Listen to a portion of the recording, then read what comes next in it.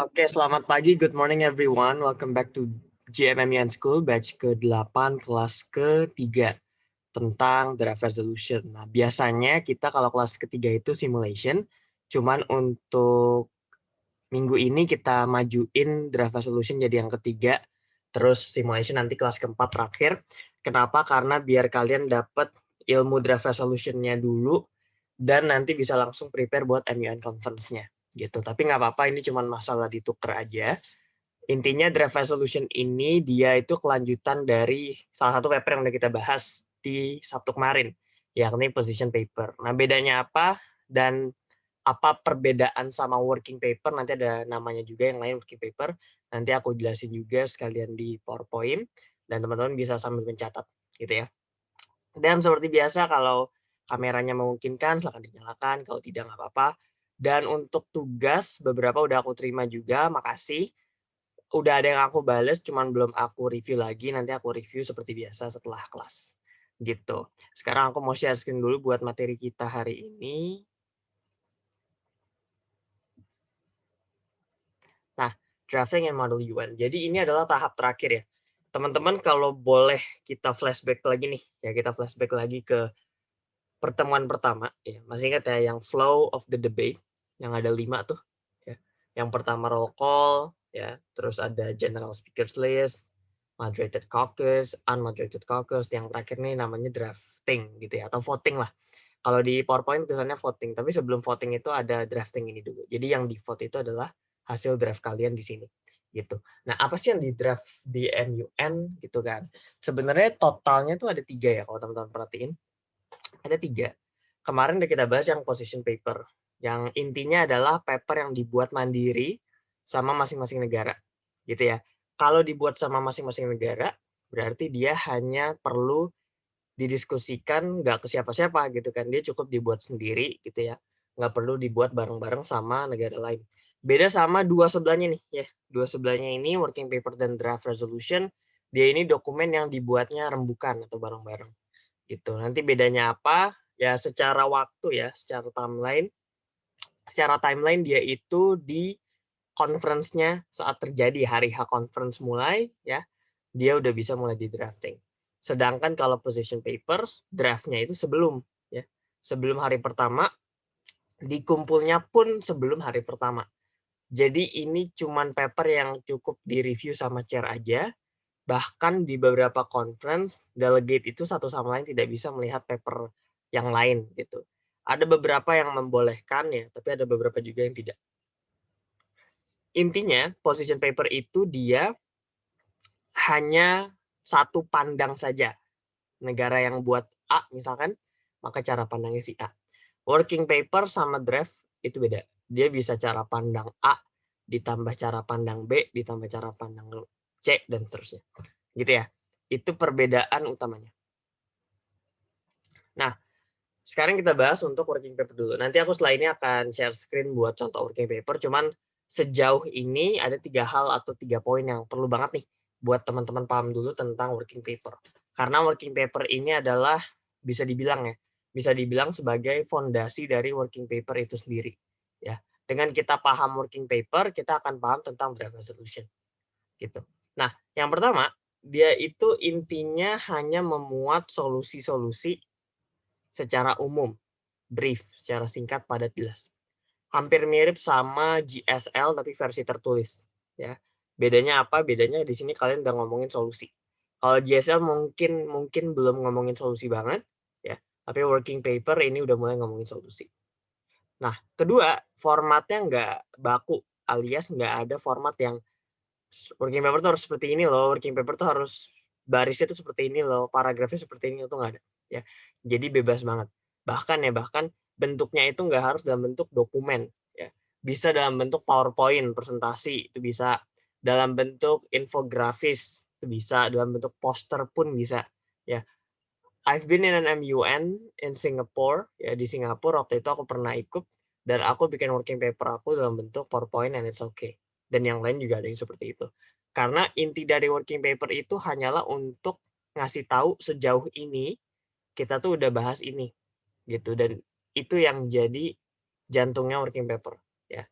Tapi Working paper ini selesai dibuat nggak perlu di-present. Beda sama draft resolution yang saat dibuat nanti kalau udah selesai, selain harus di-present, ya, selain harus di-discuss, harus di-present juga. Kalau working paper, dia cukup di-discuss aja dalam bentuk moderated caucus. Nggak perlu dipresentasi di depan, dijelasin poin per poin tuh nggak usah. Ya, itu yang ngebedain. Karena ini paper in a working process. Sesuai namanya paper in a working process or working paper, ya berarti dia hanya sebatas ngasih tahu sejauh ini udah bahas apa aja. Gitu, dia nggak bakal ngebahas hal-hal yang belum dibahas gitu ya. Jadi kalau emang misalkan target awalnya nih bahas 5 topik nih ya, study guide-nya bilang ada 5 subtopik nih yang harus dibahas, tapi di conference-nya saat working paper-nya mau deadline gitu ya, deadline submit, baru kebahas 3 gitu. Maka kita tetap bahas 3 ya. Jangan dibuat seakan-akan sudah bahas 5 padahal baru bahas 3 gitu ya. Jadi kuncinya adalah to what extent the discussion has been done gitu. Sejauh apa sih diskusinya udah selesai gitu. Ujung awal sampai ujung akhir itulah yang ditaruh di working paper. Ini aku mau share screen buat contoh working paper yang mungkin akan bantu teman-teman. Nah, ini adalah contoh yang dibuat di Council UNHRC, Human Rights Council. Nah, di sini dibilang ya bahwa topiknya adalah Cameroon Human Catastrophe dengan signatories India, South Africa, dan seterusnya.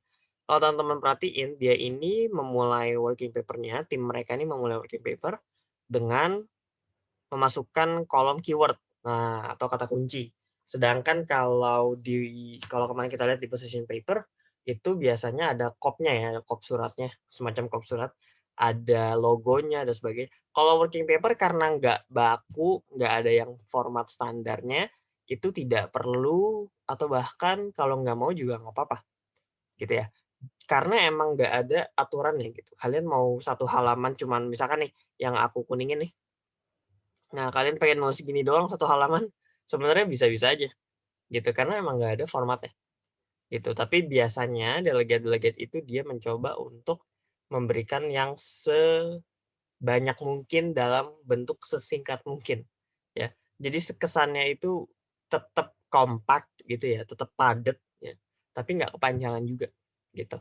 Terus si working paper ini dia ngelanjutin dengan ada ngasih tahu ya dasar-dasar hukumnya, convention dan sebagainya.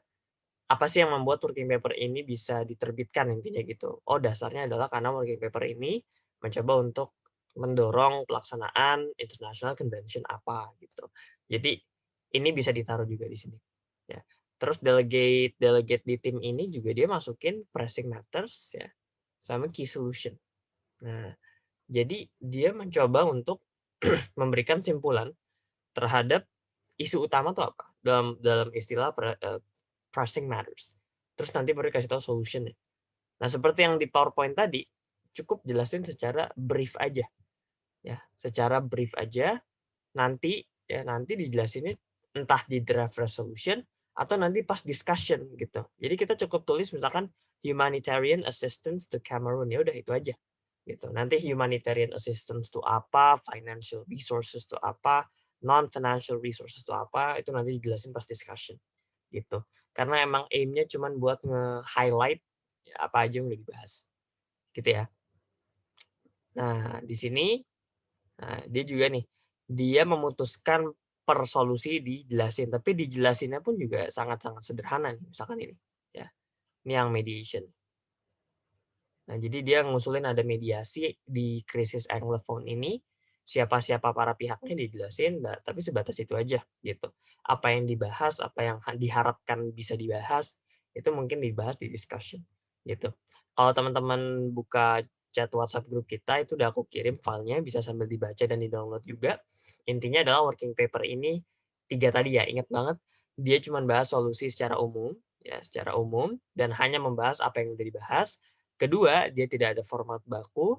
Ketiga, dia tidak perlu dipresentasikan, cukup didiskus aja dalam bentuk moderated caucus. Gitu. Jadi kita ngangkat motion seperti biasa tuh kayak kemarin delegate of Indonesia misalkan delegate of Indonesia would like to propose a discussion on working paper 1.1 gitu for 10 minutes, 15 minutes to 1 minute speaking time each misalkan gitu. Gitu ya. Jadi working paper tuh seperti itu, cukup didiskus aja dalam bentuk moderated caucus. Oke, ada yang mau bertanya nggak sejauh ini tentang working paper? Karena menurut aku working paper itu karena nggak ada yang bakunya, ya lumayan mudah juga untuk memahami. Gitu. Jadi kalau ada yang mau nanya, ya silakan.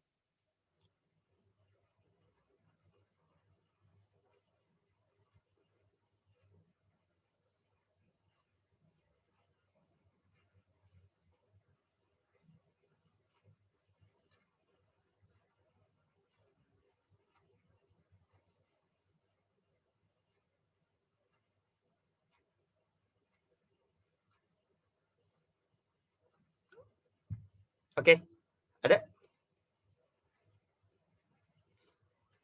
Kalau nggak ada, aku lanjut ya. Oh, ada nih. Working paper ini dibuatnya kapan, Kak? Maaf tadi aku telat. Oke, nggak apa-apa, Bun. Kalau working paper itu dia biasanya hari kedua ya.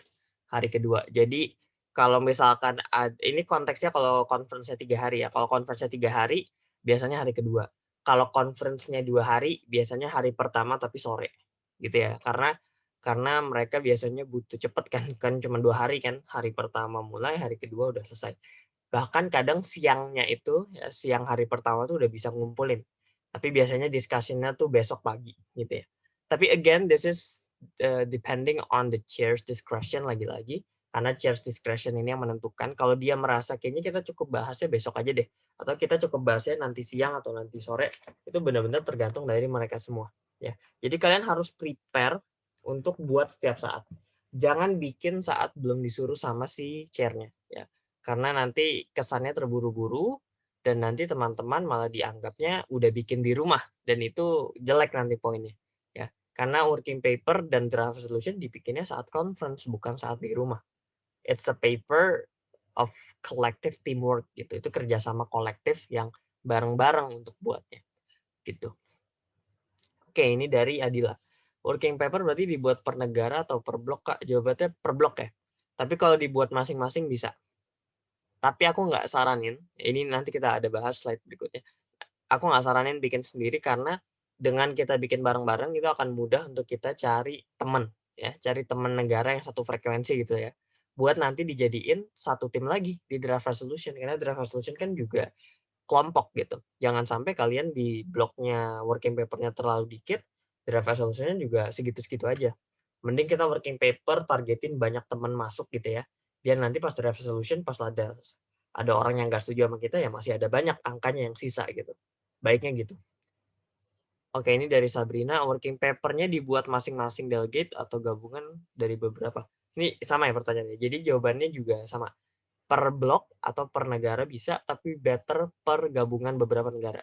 Ya, jadi kalian harus udah mulai belajar cari teman di sini. Ya. Kak, gimana sih cara cari teman yang satu pendapat, yang satu frekuensi? Jawabannya itu kalian sendiri yang cari tahu. Karena kalian nggak bisa memaksa orang buat satu tim sama kalian. Di saat yang sama, kalian juga nggak bisa diem aja berharap orang-orang itu satu tim sama kalian secara otomatis gitu ya. Jadi kalian harus proaktif nanya, proaktif ngajak gitu ya, biar orang tuh tertarik. Untuk contohnya aku bisa rekomendasi beberapa ini kali ya, beberapa contoh MUN. Kalian tulis saja di Google MUN tutorial YouTube. Nah, di sini ada nih. Ini aku share di grup chat ya.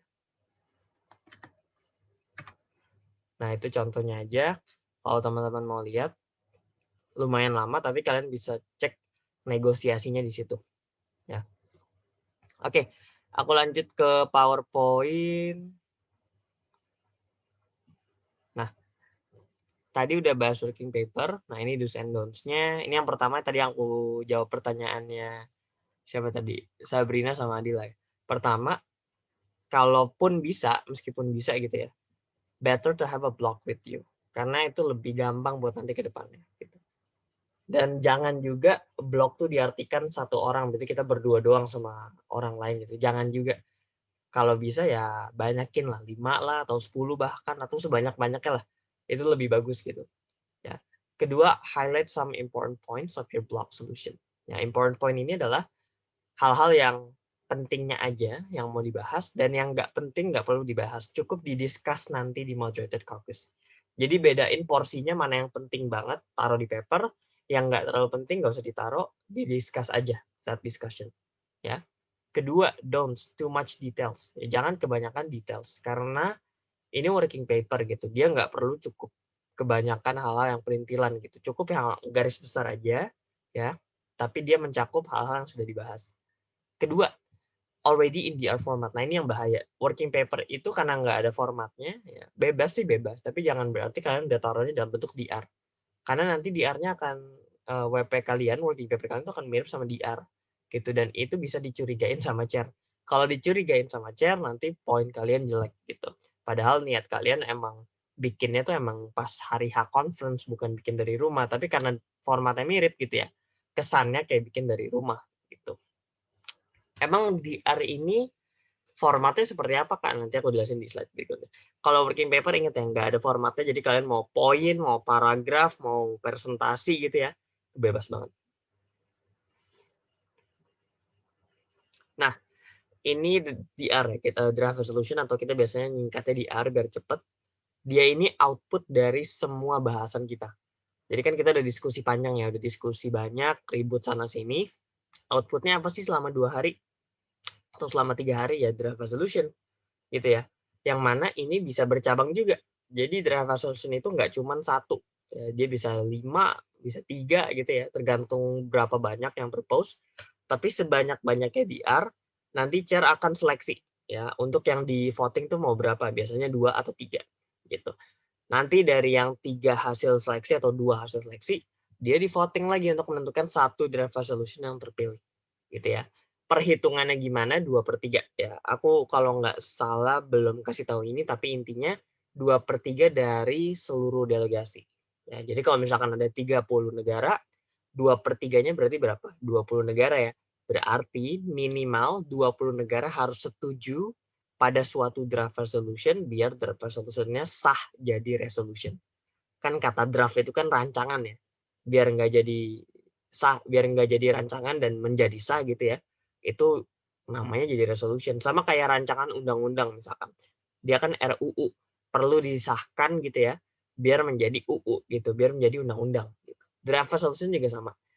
Karena ada proses pengesahan dan proses perhitungan suara, maka draft-nya bisa lebih dari satu. Ya. Kedua, you and your block need to write the resolution comprehensively. Jadi harus dibuat secara lengkap nih. Ya. Lengkap dalam artian semua yang udah dibahas masuk, semua yang menjadi masalah ada solusinya, semua yang udah dianalisis ditaruh di situ. Ya. Jangan sampai ada yang kemis. Sama yang terakhir, jangan sampai yang disuruh di study guide ya, masih ingat ya study guide ya, itu nggak dibahas di draft resolution, tuh bahaya. Jadi pastiin semua yang wajib untuk dibahas itu ada semua di draft resolution, gitu ya. Oke, there's an exact format and structure. Nah ini nanti aku jelasin setelah ini. Untuk format dan strukturnya itu udah baku ya, udah ada aturannya. Kalian nggak bisa nggak ngikutin itu, jadi harus ngikutin ya. Ini aku share screen buat contohnya. Nah, nah ini ya, contoh buat, bentar, aku kayaknya salah share screen. Nah ini, kelihatan nggak? Atau beda? Masih working paper ya? Bentar, bentar, bentar. Aku share screen ulang. Draft resolution. Nah ini. Nah, sip. Ini adalah contoh draft resolution yang udah jadi. Ya. Jadi bentuknya baku gitu ya. Bentuknya baku, udah ada kopnya dan kopnya juga diatur gitu. Ini tulisannya General Assembly ya. Karena UNHRC ada di bawah General Assembly ya. Kalau Dewan Keamanan PBB berarti kalian ganti nanti jadi UN Security Council dan seterusnya. Gitu ya. Ini kode-kode ya bebas lah, ini mah nggak ada aturannya kalau ini ya. Ini juga nggak ada aturannya. Yang ada aturannya mungkin ini ya. Pastiin kalian taruh draft resolution kalian tuh nomor berapa. Kak, taunya dari mana nih? Di arahku nomor 1, nomor 2. Tanya sama chair. Ya, tanya sama chair. Tapi biasanya tanpa ditanya pun chair tuh udah ngasih tahu ya. Chair udah ngasih tahu ini tim kamu di R1.1, di R kamu 1.2. Jadi tergantung sama chair aja sebenarnya. Tapi yang pasti jangan lupa ditanya. Karena ini akan menentukan nanti saat voting. Kalau kita nggak tahu di mana yang kita bahas, ya akan susah. Ya. Nah, council-nya jangan lupa ditulis. Ya. Council, UNHRC, UN Human Rights Council, sponsor. Nah, ini juga penting. Bedanya apakah sama signatories? Kalau sponsor itu dia yang delegate yang lebih aktif ya, atau yang lebih nggak kontributif sih, tapi lebih condong untuk memimpin ya si blok tersebut, karena dia biasanya yang mengatur, mengordinasikan gitu ya. Biasanya dia yang juga aktif nanya ke chair, ini sponsor. Tapi biasanya sponsor pun ditentuin sama kelompoknya. Misalkan kelompoknya ada 5 nih, dia akan rembukin tuh ya. Ini dari kita berlima, siapa nih yang mau jadi sponsor gitu. Biasanya mereka entah voting, entah musyawarah gitu ya. Pokoknya banyak lah penentuannya gimana. Tapi intinya adalah biasanya sponsor ini mereka yang memimpin.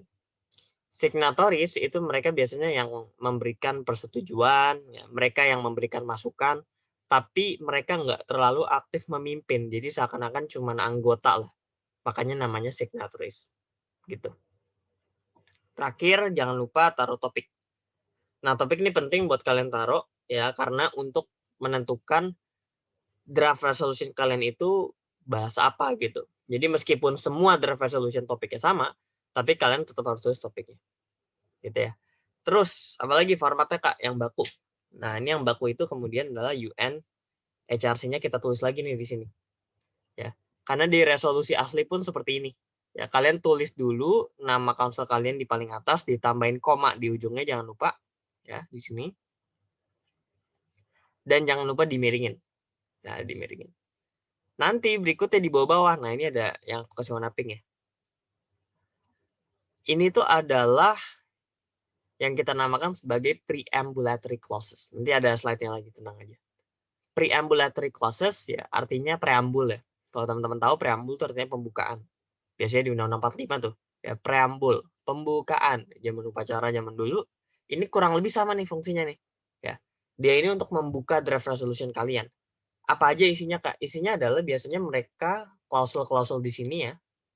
Dia itu menyebut apa-apa saja yang menjadi alasan pertimbangan dari draft resolution ini. Maksudnya apa, Kak? Maksudnya adalah draft resolution ini bisa diterbitkan, alasannya apa? Dasarnya apa? Ya. Siapa yang nyuruh? Atau apa yang menyuruh gitu. Kalau kalian lihat di yang pertama, guided by the Charter of the UN. Nah, di sini kalian lihat dia bilang bahwa resolusi ini ya diterbitkan karena pertama dia ini di guided by Charter of UN. Jadi draft resolusi ini tuh sejalan sama statuta PBB, sejalan sama deklarasi universal HAM dan seterusnya. Terus dia juga bilang recalling its mandate in the promotion of universal respect of the protection for the protection of human rights. Nah, jadi dia ini draft resolusi ini juga dibikin untuk recall mandate dari Council ini sendiri ya, Council Human Rights Council ya. Karena Human Rights Council punya tugas untuk melindungi HAM gitu ya, mempromosikan perlindungan HAM, dan juga kebetulan Cameroon Human Catastrophe ini merupakan salah satu contoh pelanggaran HAM, maka secara nggak langsung UNHRC punya peran dong di situ. Akhirnya draft resolusinya dikeluarin gitu ya. Dan seterusnya ya. Kalian bisa nyebut nama dokumen seperti ini, kalian bisa nyebut misalkan prinsip-prinsip gitu ya, misalkan reaffirming ya, menegaskan kembali bahwa hak asasi manusia itu universal sifatnya, tidak bisa dibagi-bagi dan terhubung satu sama lain dan tidak bisa dibatasi dan sebagainya. Itu kalian kasih tahu di situ. Ya. Kalau kalian perhatiin juga di depannya itu miring ya. Reaffirming miring ya, emphasizing miring, acknowledging miring, karena emang harus miring. Kak, ini kan ing. Kenapa sih ini guided by? Jadi selain ing bisa juga guided by, passive ya, passive dan ditambahin by di ujungnya. Ya. Misalkan selain guided by bisa juga alarmed by. Nah, ini contohnya. Concerned by juga bisa. Selain ini bisa juga pakai adjective. Contohnya be aware ya. Aware of apa gitu. Bisa. Atau misalkan yang lainnya itu juga banyak. Nanti aku ada contoh buat klausul-klausul ini. ya. Terus nanti setelah ing-ing ini yang pembuka-pembuka, baru masuk ke yang angka nih. Nah, 1, 2, dan seterusnya nih, 3, dan seterusnya. Kalau kalian lihat, depannya itu dia nggak ing, tapi depannya itu present, ya, ditambah s atau is, terus di garis bawah. Endorses, affirms, ya. Karena ini yang kita namakan sebagai operative clauses. Nanti aku jelasin juga di PowerPoint. Kenapa operative? Karena pasal ini yang hidup, ya. Pasal ini yang menyelesaikan masalah, bukan pasal yang di atas. Coba deh kalau kalian perhatiin, ini yang ini, nah ini artinya nih, kita coba artiin. Merasa khawatir terhadap pelanggaran HAM di Kamerun. Ya. Terus apa gitu kan? Kalau Council UNHRC ini merasa khawatir gitu ya, merasa concerned by the human rights violations in Cameroon. Terus apa langkahnya? Kan nggak dijelasin di sini ya. Kita coba lihat lagi yang lain. Recalling the responsibility of states to comply with their relevant obligations to prosecute those responsible for violation of international law. Mengingatkan kembali atau memberikan ingatan kembali, recalling gitu ya. Memberitahukan kembali itu juga bisa bahwa ada loh tanggung jawab negara untuk tunduk ya, untuk patuh sama peraturan-peraturan yang ada untuk menghukum atau memprosekusi ya, memprosecute siapapun yang bertanggung jawab terhadap pelanggaran hukum internasional. Dia cuma bilang bahwa ada loh tanggung jawab negara, harusnya mereka tunduk nih, tapi mereka enggak gitu. Tapi dia nggak ngasih tahu harusnya gimana, ya langkah-langkahnya seperti apa, itu nggak dikasih tahu. Karena emang sifatnya seperti itu. Ya, klausul-klausul yang warna kuning ini, ya yang pembuka, itu dia cuma memberikan dasar aja. Dia nggak memberikan langkah-langkah penyelesaian suatu masalah, enggak. Karena emang tugasnya untuk ngasih pembukaan aja, dasar atau alasan pertimbangan terhadap kenapa suatu masalah ini perlu diselesaikan sama draft resolution. Gitu ya. Nah, kalau kalian lihat di bawah nih, nah ini contohnya ya. Nah, ini misalkan nomor 6. Kalau kalian lihat, itu dia bilang further emphasizes the form of humanitarian assistance. Nah, dia bilang kita perlu ada loh ya, humanitarian assistance yang terbagi menjadi 2. Pertama financial resources, kedua non-financial resources yang dibagi-bagi lagi. Jadi nanti duitnya itu akan dipakai untuk compensation kepada korban, biaya ganti rugi. Nanti juga uangnya buat dipakai untuk rekonstruksi wilayah Anglophone yang terkena krisis tadi. Terus uangnya juga dipakai untuk mengembalikan refugee dan juga internally displaced person kembali ke negara asalnya. Ya. Ada juga nanti assistance dalam bentuk non-keuangan. Contoh, utilizing the current international fund on agriculture development ya, to secure food supply. Emphasizing the universal health coverage and the support of ICRC in regards of medical care towards the victim. Jadi ini contoh untuk bentuk-bentuk yang non-keuangan. Dan operative clause ini dia bisa dilaksanakan gitu kan. Dia ada sesuatu yang dijalankan. Contoh, oh berarti tadi kita harus taruh compensation system, compensation payments, reconstruction of Anglophone, dan seterusnya. Contoh lagi, approves the mechanism of humanitarian assistance to Cameroon atau HAC that will adopt the humanitarian program cycle. Apa aja? Ada analisis assessment, ya. Dia akan mengidentifikasi kebutuhan orang-orang yang terdampak. Terus ada strategic planning juga. Dia akan ngasih tahu kira-kira tujuan-tujuan strategis apa sih yang perlu dicapai gitu ya untuk melakukan distribusi terhadap bantuannya. Ada implementation juga, ada operational peer review and evaluation. Ini semua bisa dilaksanakan. Ya. Beda sama yang di atas tadi. Ya. Contoh, yang pertama deh yang jelas deh. Guided by the Charter of the UN. Ini kan nggak ngasih tahu apa-apa gitu kan ya. Dia cuma bilang hal ini didasarkan sama statuta PBB. Ya udah tok gitu kan, nggak ada lagi penjelasannya. Gitu ya. Dan ini adalah bentuknya. Kalau di sini dikasih nomor, jangan lupa ya. Kasih nomor, dan ini nggak usah kasih nomor. Cukup dimiringin aja depannya. Kalau yang di operatif, dia cukup di garis bawah seperti ini. Ya. Kak, ini ada cabangnya, ada A, ada B, ada I, ada Romawi dan seterusnya itu gimana Kak pengaturannya? Jawabannya bebas. Kalian boleh menambah cabang gitu ya, subklausul. Ya. Tapi biasanya kita berhenti di sini nih, ya. Jadi setelah nomor ada huruf, ya. Terus ada angka 2 seperti ini Romawi, biasanya kita berhenti di sini, ya. Jarang banget kita panjangin lagi menjadi cabang dari ini. Jadi cukup ada klausul, subklausul, dan yang terakhir adalah sub-subklausul. Nah, itu yang akan coba kalian nanti latih lah. Bedanya apa sih? Kapan sih kita taruh klausul? Kapan sih kita jadiin subklausul? Itu kalian akan pelajarin secara sendiri natural saat kalian nanti udah terjun di MUNL langsung. Gitu ya. Oke. Udah sih buat draft resolution tuh intinya ini. Ya. Aku pengen coba mungkin sekali lagi kasih contoh drafting yang benar ya. Ini, nah, misalkan ada contohnya ya, ada problemnya itu vaksinasi berjalan lambat karena bergantung sama pemerintah. Ya. Solusinya kita pengen vaksinasi harusnya dilakukan bersama-sama antara pemerintah dan perusahaan.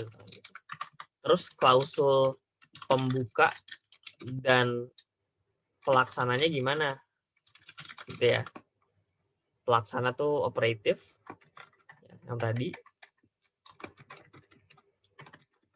Terus pembuka tuh tadi namanya preambulatory. Nah, gimana caranya? Kita bisa nih misalkan recalling ya, the importance of, misalkan kita pengen ngasih tahu bahwa penting loh untuk vaccination to be implemented as soon as possible to reduce ya the spike of positive cases among COVID-19 patients, misalkan gitu. Penting loh untuk kita tuh mempercepat gitu ya pelaksanaan vaksin gitu, jangan nunggu kelamaan. Terus kita tambah lagi misalkan affirming ya the role of private sectors ya, perusahaan swasta to accelerate the distribution of COVID-19 vaccines alongside the government. Jadi kalian cukup bikin simbol seperti ini ya. Ini contoh aja. Kasih tahu bahwa ada kegentingan, ada sesuatu yang penting, ada peran yang perlu dipakai, yang perlu dilaksanakan dalam hal ini perusahaan swasta dan juga pemerintah. Hal-hal seperti ini harus kalian taruh dalam bentuk preambulatory. Nah, ini contoh klausul pelaksananya ya. Misalkan aku ngide nih, Misalkan tadi kita endorse ya, endorses ya, di misalkan the financing scheme ya, skema pembayaran that is paid partially by the private sectors in order to issue a fully subsidized vaccines to workers. Nah, terus ini bisa kalian tambahin nih, by, tambahin di bawah, nah, di enter. Misalkan by obliging all private sectors ya in a certain place gitu ya, to jangan certain place, in each member state. Nah, member state itu apa? Member state itu negara anggota. Dalam hal ini negara anggota PBB, siapa aja ya, siapapun ya, Indonesia, Malaysia, semua yang anggota PBB namanya member state. Dan dia bilang kita pengen nih skema pembiayaan vaksin gitu ya, itu biar dibayar sebagian pemerintah, sebagian private gitu kan, biar nanti pekerja atau pegawai dia bisa dapat vaksin secara gratis full tanpa harus bayar karena udah dibayar sama perusahaan dan juga oleh pemerintah. Ya, dengan cara apa? Dengan cara mewajibkan semua perusahaan to only buy atau purchase vaccines from the government itu. Jadi mereka cuma boleh beli vaksin dari pemerintah, nggak boleh di luar dari pemerintah. Terus terakhir misalkan by issuing a nationwide announcement ya to all active workers ya to get free vaccines from their employers gitu atau from their companies. Nah, ini contoh. Jadi ini yang aku kasih warna kuning itu preempt ya, preambulatory, yang ini adalah pelaksanaannya. Kenapa pelaksanaan? Ya karena ini udah ngomongin solusi. Sedangkan kalau ini nggak ngomongin solusi, contoh ya, membenarkan peran swasta ya untuk mempercepat penyebaran atau pendistribusian vaksin COVID bersamaan dengan pemerintah, itu kan nggak menjawab solusi kan, nggak menjawab masalah kan, dan juga tidak menghadirkan solusi. Dia cuma bilang bahwa ya udah peran perusahaan swasta penting, ya udah gitu aja gitu. Dia nggak bilang kita bisa apa. Nah, yang ngomongin bisa apa itu yang kita namakan sebagai operative clause. Gitu ya. Oke, ini sengaja aku belum tampilin PowerPoint penjelasannya biar langsung terjun. Biar nanti saat nanti kalian PowerPoint nih, yang mana mungkin tinggal sisa beberapa menit, tuh kalian langsung nyambung. Ini aku lanjut ke PowerPoint-nya. Karena kita sisa beberapa menit lagi. Nah, ini. Jadi intinya ada dua, heading sama body. Heading tuh yang tadi, logo ya, DR number, masih ingat ya, list sponsor, signatory, sama body-nya tuh ada dua tadi, preambulatory sama operative. Gitu ya. Nah, ini bedanya ya, yang tadi aku bilang kalau sponsor tuh biasanya authored or dominantly built to DR. Jadi biasanya mereka yang dominan ya. Berapa banyak sponsor per satu blok itu ditentuin sama chair, ya bisa 2, bisa 3 sponsor tergantung. Dan yang penting adalah kalian nggak bisa jadi sponsor di 2 DR yang berbeda atau lebih. Kalian cuma boleh jadi sponsor di 1 DR. Beda sama signatories. Signatories dia bisa jadi signatory di DR1, signatory di DR2. Dan itu tidak dilarang karena emang mereka kan cuma signatory aja. Mereka nggak sponsor. Ya. Sama biasanya signatories tuh yang diskusi juga ya, dia ikut discuss tapi biasanya mereka nggak aktif memimpin. Ya bedanya di situ. Kak Abdur, terus kita jadi yang mana nih nanti saat MUN? Pastinya aku akan menyarankan jadi sponsor. Jangan jadi yang ikut-ikutan aja. Tapi as a first start ya nggak apa-apa, signatories. Tapi slowly nanti kalian gradually belajar jadi sponsor. Ya, belajar memimpin jalannya diskusi, belajar memimpin bagi tugas. Kamu nanti kerjain ini ya, kamu kerjain ini ya. Nanti kita kumpulin jam segini ya. Nanti kita cek bareng-bareng jam segini ya. Jadi sponsor tuh pemimpin gitu. Kalau jadi sponsor di satu DR dan jadi signatoris di DR lain bisa. Jawabannya bisa. Kalau ini nggak apa-apa. Karena emang cuma satu sponsor aja kita di satu DR, signatoris di tempat lain nggak apa-apa. Gitu. Pastiin jangan sampai DR-nya 2 beda gitu ya. Kalian sponsor dua-duanya, itu yang nggak boleh. Kalau DR plus sponsor nggak apa-apa. Tapi apakah kalian wajib untuk jadi signatoris? Jawabannya enggak. Kalian pengen jadi sponsor gitu ya di satu DR doang dan tidak menjadi signatoris dimanapun, itu bisa ya. Dan sebaliknya, kalian pengen jadi signatoris doang tanpa jadi sponsor juga bisa ya, tapi tidak disarankan. Kalau bisa kalian dapat posisi sponsor, makanya kalian harus pinter-pinter ngelobi, pinter-pinter nego gitu ya. Kalau gue sih biasanya ngomong, kalau udah penentuan sponsor, biasanya yang gue lakukan adalah gue akan tanya dulu nih ya, ada yang keberatan nggak kalau misalkan gue sponsor, atau misalkan gue demokratis juga kadang-kadang gue langsung nanya, yuk kita milih sponsor gitu kan, padahal dalam hati ayo pilih gue gitu. Karena emang harus diutamain tuh kita, benar. Karena apa ya, karena dengan kalian jadi sponsor, satu, kalian lebih besar kemungkinan untuk dapat penghargaan. Dua, kalian lebih besar untuk dilirik sama chair untuk presentasi di artinya jadi lebih aktif gitu ya. Itu malah lebih bagus gitu. Kalau signatories itu gue biasanya nyebutnya ya, signatories itu biasanya cuma ikut-ikutan aja gitu kan, cuma iya aja gitu kan. Yang mana nanti kesempatan belajarnya pun juga nggak sebanyak sponsor yang belajar memimpin juga. Jadi it's better for you to be a sponsor. Tapi for first start gitu ya, first experience, ya udah nggak apa-apa, signatories dulu aja. Nanti kalian lihat tuh sponsornya tuh gimana sih, sponsor di blog kalian tuh cara kerjanya gimana sih, kalian perhatiin, kalian observasi, kalian belajar di situ. Gitu ya. Oke, dari Sabrina, Kak, sponsor dipilih sama chair atau inisiatif? Tidak dipilih sama chair ya. Ini inisiatif mandiri. Kalian ngajuin ke blog kalian gitu. Kalau gue gimana? Atau misalkan kalian yang promosiin teman kalian yang lain. Gue setuju deh kalau misalkan si A jadi sponsor. Gitu. Jadi tidak ada peran share di sini. Ini benar-benar pure dari blog kalian masing-masing. Gitu ya. Oke. Ada question so far?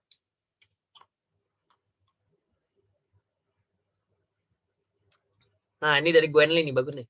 Kak, ada minimal halaman nggak sih kalau buat DR? Jawabannya nggak ada. Tapi jangan dibuat satu halaman juga. Karena biasanya mereka mintanya 5 lah minimal. Ya 5 lah, atau normalnya 5 ya, normalnya 5. Jarang banget aku ngelihat yang 3 gitu. Karena biasanya pembukaannya aja ya, itu udah 2 halaman tuh. Ya, pembukaannya udah 2 halaman. Dan pastiin operatifnya lebih banyak daripada pembuka. Ya jangan kebalik. Ya, karena kalau kalian kebanyakan bukanya doang nih, kalian preamp-nya kebanyakan gitu ya. Pas cara baca operatifnya cuma 1 halaman, dia kaget kan, kok ini lebih banyak alasan daripada lebih banyak solusinya gitu. Jadi it's better for you to have a more length of pages di operatif dibandingkan di preamp gitu. Nah, ini yang tadi ya, preambulatory itu adalah opening ya. Yaitu biasanya verb ing, consist dari latar belakang, legal basis ya, intinya yang tadi lah ya. Nah, ini yang contoh-contoh klausul yang tadi kalian lihat ya. Ada expecting, emphasizing ya. Ini nggak perlu dicatat, di screenshot aja atau nanti di save dari PowerPoint. Dan nggak perlu diapalin juga, karena emang nggak bakal diminta untuk dites ke depan gitu ya. Coba sebutin preambulatory phrases gitu. Itu nggak bakal, tenang aja. Tapi biasanya, biar kalian ada pegangan, kalian biasanya apalin aja 5 yang kalian kira-kira bakal kepake terus lah gitu. Kalau gue sih biasanya gue bakal pakai emphasizing, gue bakal pakai realizing, gue bakal pakai apa lagi nih, approving ya. Pokoknya apalin yang 5 aja, 5 yang kira-kira kepake terus gitu. Tapi better kalian punya list ini pas nanti kalian conference. Jadi pas bikin juga tinggal lihat aja di situ. Ya. Kak, boleh nggak di luar dari klausul-klausul ini? Nah, ini yang menarik nih. Aku dulu ngiranya ini tuh cuman beberapa aja gitu kan. Aku bisa milih di luar ini selama bentuknya ing gitu kan ya. Tapi ternyata ada beberapa chair yang bilang ya bahwa phrasesnya itu harus sesuai apa yang di sini gitu, yang di list ini. Karena emang nggak boleh sembarang verb gitu kan dipakai gitu. Jadi kalian tanya aja kalau konteksnya ada perdebatan, kalian tanya, Kak, is it better for us to follow this phrases list, atau is it allowed for us to use words outside of the phrase list on this one gitu. Jadi kalian tanya aja gitu, boleh nggak Kak di luar ini gitu. It's better to better safe than sorry ya. Jadi mending kita persiapan daripada kita nggak nanya gitu. Nah, ini operatif itu intinya yang tadi ya, essence DR kalian ya. Ide dari resolusi kalian, solusinya itu apa? Dan bentuknya verb 1 yang ditambah S atau IS plus di garis bawah. Ya, jangan lupa di garis bawah.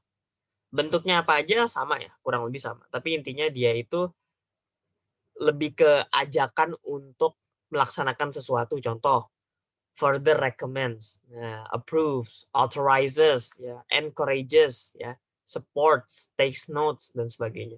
Jadi bentuknya itu lebih ke ajakan melakukan sesuatu. Gitu. Oke. Udah sih ya, ini mah udah seingatku. Oke, ini terakhir.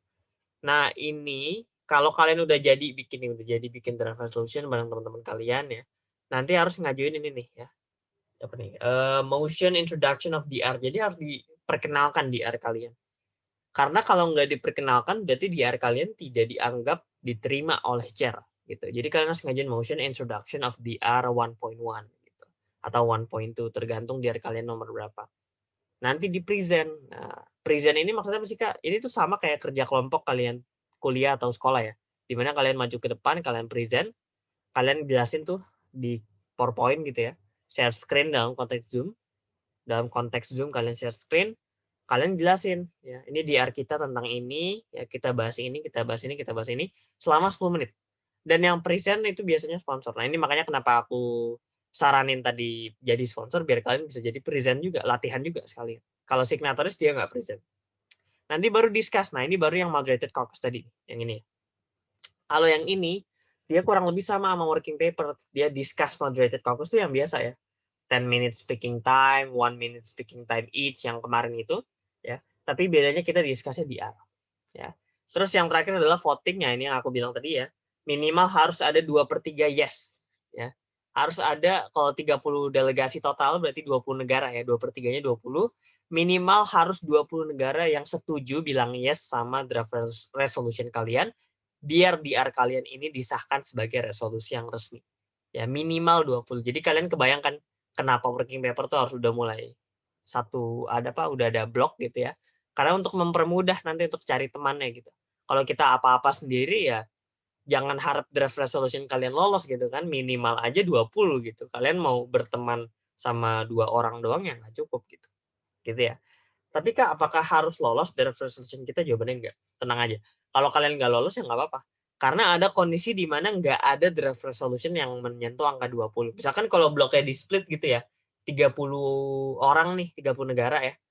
Blok A, blok B, 15-15 nih, batu nih dua-duanya nih. Ya. Kalaupun 15-15-nya setuju, ya nggak menyentuh angka 20 dong. Berarti kan draft resolution-nya nggak lolos.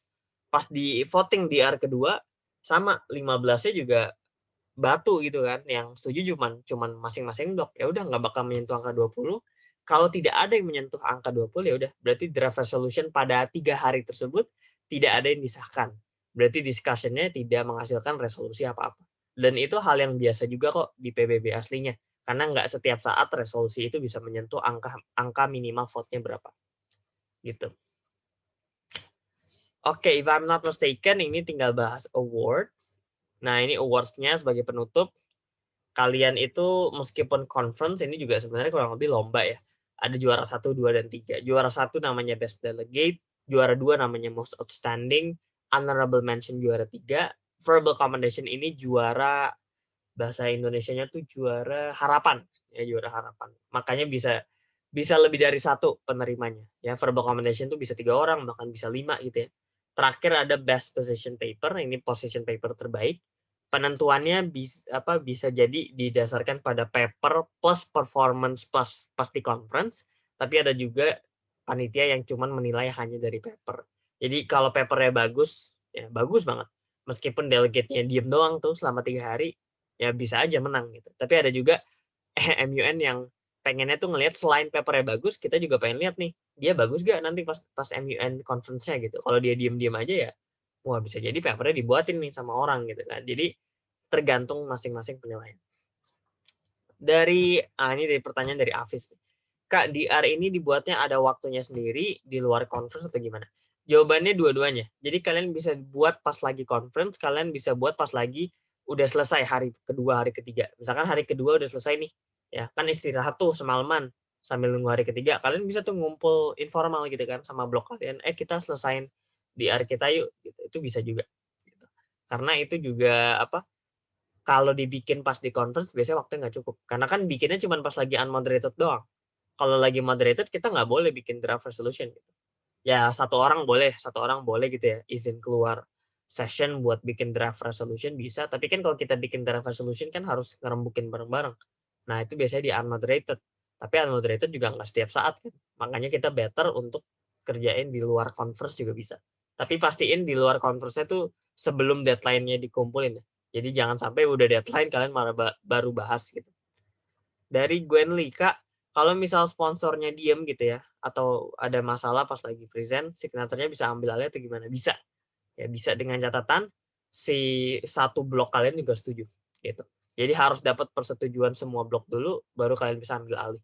Ya jadi sponsor ini bisa kapan aja diganti lah gitu. Tergantung suara blok kalian gitu ya.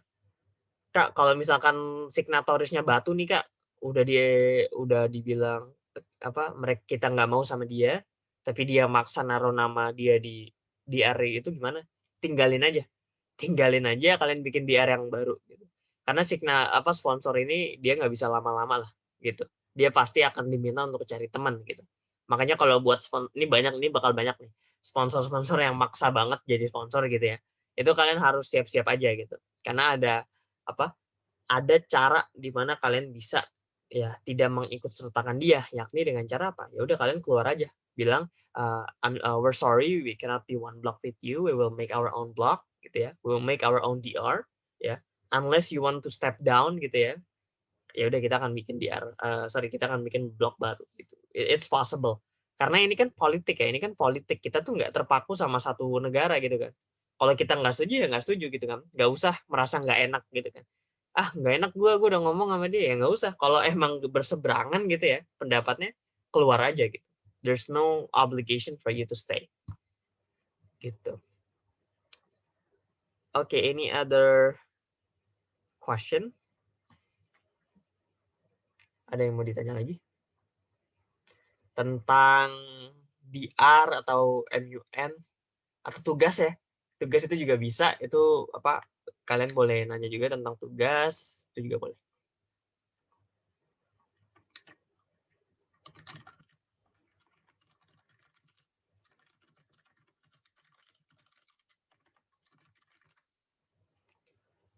Oke. I don't see any question. Oke, mungkin aku closing statement ya. Kalau buat draft resolution itu bikinnya bareng-bareng dan kalian harus belajar bikin bareng-bareng, working paper juga sama, dan dari situ kalian belajar untuk tahu kapan harus mendominasi ya. Tahu kapan harus memimpin dan tahu kapan harus tidak memimpin. Karena kalau kalian memimpin terus, dominan terus, orang tuh cenderung tidak berani berpendapat, ya nggak sih? Dan nantinya kalian malah kerja sendiri. Jadi kalian tuh harus ngajak orang ya. Ngajak orang, gimana nih? What do you think of this? Menurut lo gimana solusi gue nih? Is there anything that I should prepare? Is there anything that we should fix gitu ya? Harus terbuka gitu ya, harus interaktif gitu, harus nanya ya, open for feedback. Itu juga penting tuh.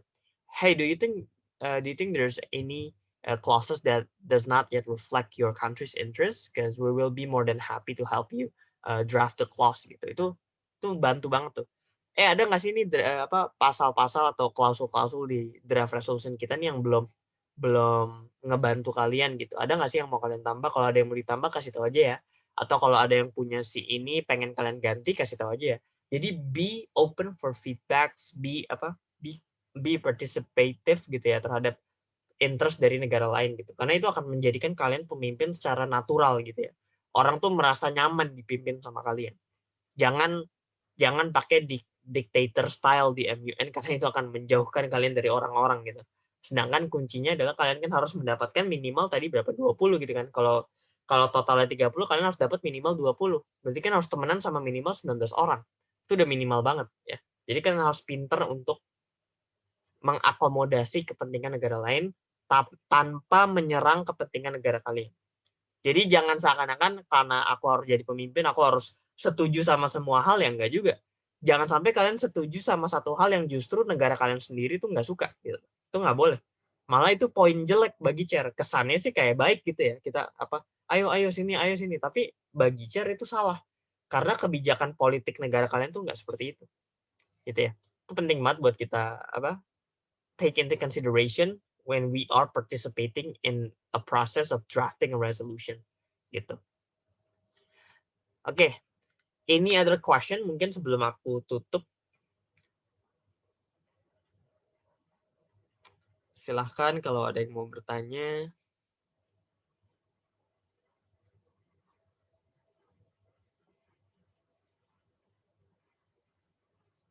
Oke, nggak ada ya. If there's no more questions, aku mau ucapin makasih banyak. Sorry banget diganggu hari Minggunya. Hari Minggu pagi pula. Sama aku juga aware bahwa beberapa harus ada yang ibadah.